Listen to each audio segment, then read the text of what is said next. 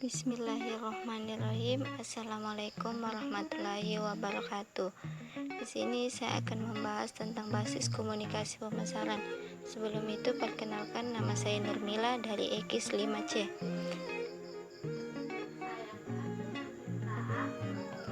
Pertama yang saya akan bahas yaitu pengertian komunikasi pemasaran, kedua manfaat komunikasi pemasaran, ketiga tujuan komunikasi pemasaran, 4 bauran komunikasi pemasaran, dan 5 strategi komunikasi pemasaran.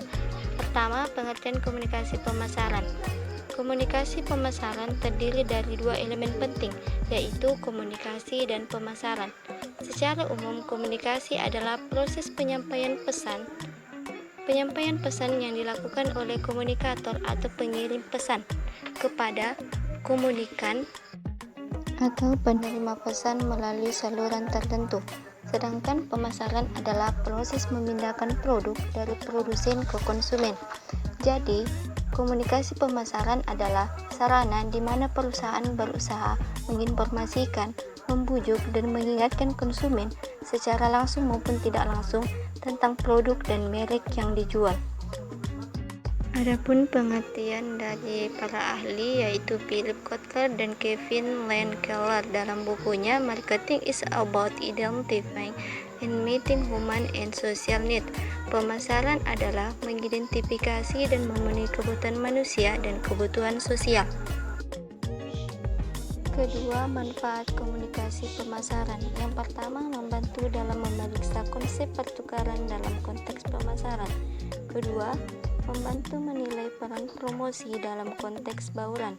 Ketiga, membantu dalam mempertimbangkan jangkauan dan dampak potensial dari komunikasi pemasaran.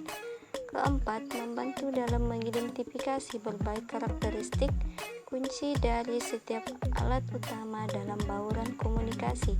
Kelima, membantu mengetahui efektivitas masing-masing alat komunikasi. 6. Membantu membangun kebutuhan untuk komunikasi pemasaran. Ketujuh, membantu dalam membandingkan komunikasi pemasaran di pasar konsumen dan bisnis. Ketiga, tujuan komunikasi pemasaran.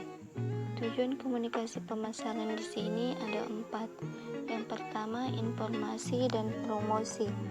Komunikasi digunakan untuk mempengaruhi konsumen dan calon konsumen untuk membeli produk dengan menggunakan komunikasi massa. Yang kedua, proses dan pembentukan citra. Di sini komunikasi digunakan untuk memengaruhi beberapa tahapan proses pembelian yang dilakukan oleh konsumen. Terus yang ketiga, integrasi. Integrasi di sini komunikasi digunakan untuk mempengaruhi secara efektif dan efisien agar konsumen mendapatkan gambar yang jelas mengenai suatu produk tersebut. Yang keempat yaitu hubungan. Komunikasi digunakan sebagai sarana untuk menyatukan berbagai macam bentuk hubungan yang dibangun oleh organisasi dengan konsumen. Keempat, bauran komunikasi pemasaran. Bauran pemasaran adalah bagian terpenting dari strategi pemasaran yang merupakan kerangka untuk mengelola pemasaran dan menggabungkannya dalam bentuk bisnis. Dalam bauran komunikasi pemasaran terbagi menjadi 2 bagian. Yang pertama, bauran promosi, dan kedua, segmentasi pasar. 1. Bauran promosi. Menurut Trish Velo dan Barbara Jamieson dalam bukunya Marketing Communication, terdapat 5 elemen bauran promosi, yaitu periklanan, public relation, sales promotion, direct marketing, dan personal selling. Saya akan menjelaskan 5 elemen bauran promosi, yaitu yang pertama, periklanan. Periklanan adalah beragam bentuk presentasi non-personal berbayar dan promosi gagasan, alat, atau pelayanan. Yang kedua, humas atau public relation. Di sini bentuk singkat insentif untuk menjual produk atau pelayanan.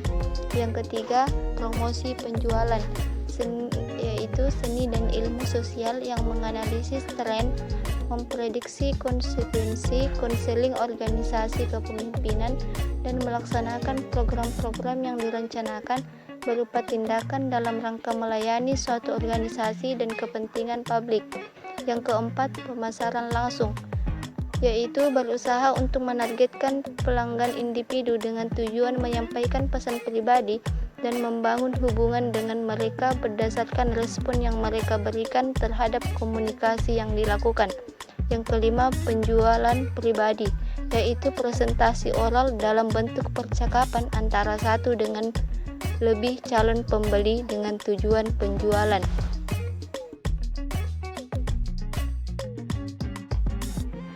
Yang kedua, segmentasi pasar. Segmentasi pasar mengacu pada proses mengategorikan seluruh pasar menjadi serangkaian pasar yang lebih kecil berdasarkan karakteristik umum yang berhubungan dengan perilaku konsumen.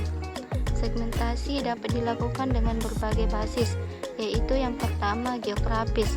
Geografis itu dari segi jumlah, keadaan wilayah atau iklim. Yang kedua, demografis.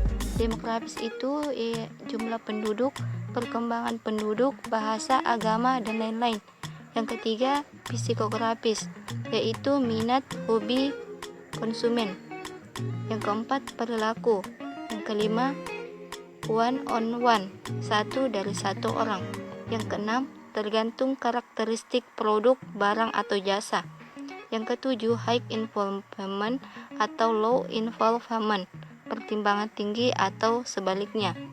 Yang kedelapan, produk industri atau konsumsi. Produk industri di sini maksudnya yaitu produk, barang atau jasa yang bisa dikelola menjadi barang lain. Sedangkan produk konsumsi yaitu produk yang segera dipakai atau langsung dipakai, seperti sabun mandi, sikat gigi, dan lain-lain. 5. Strategi komunikasi pemasaran. Prinsip-prinsip dasar strategi komunikasi pemasaran yaitu: pertama, pemasaran adalah tentang probabilitas atau kemungkinan, bukan suatu prediksi. Yang kedua, ketika Anda bersama pelanggan, segera pimpin mereka.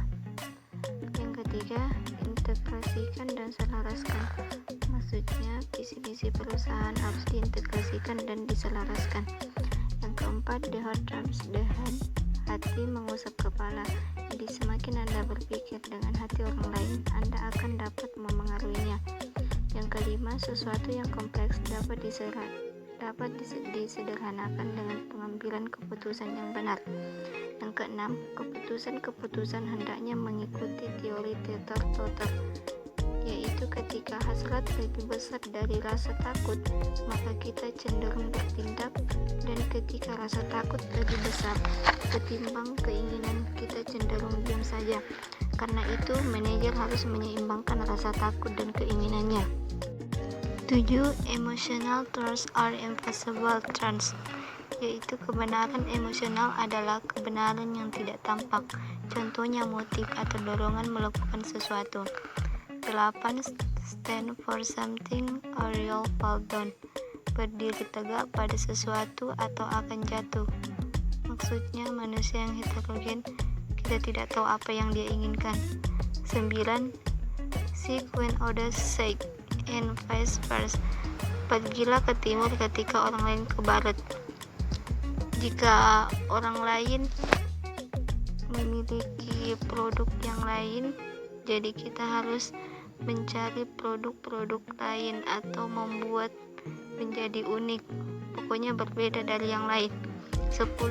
No ad, no idea, satu iklan, satu ide.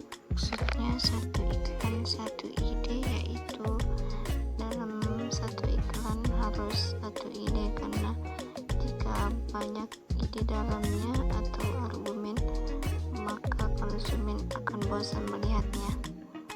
Ke-11, be both relevant and unique, menjadi relevan dan unik. Produk di sini harus unik dan kreatif sehingga konsumen tertarik untuk membelinya. 12. Don't swim upstream, jangan berenang ke hulu. 13. pick the low hanging fruit. Pilih buah yang tergantung rendah. Target pasar yang paling menguntungkan adalah yang dimiliki pelanggan saat ini. 14. Hindari menggunakan kata-kata menyesatkan dalam iklan. Itulah presentasi dari saya. Kurang dan lebihnya mohon dimaafkan. Wabillahi taufiq wal hidayah. Wassalamualaikum warahmatullahi wabarakatuh.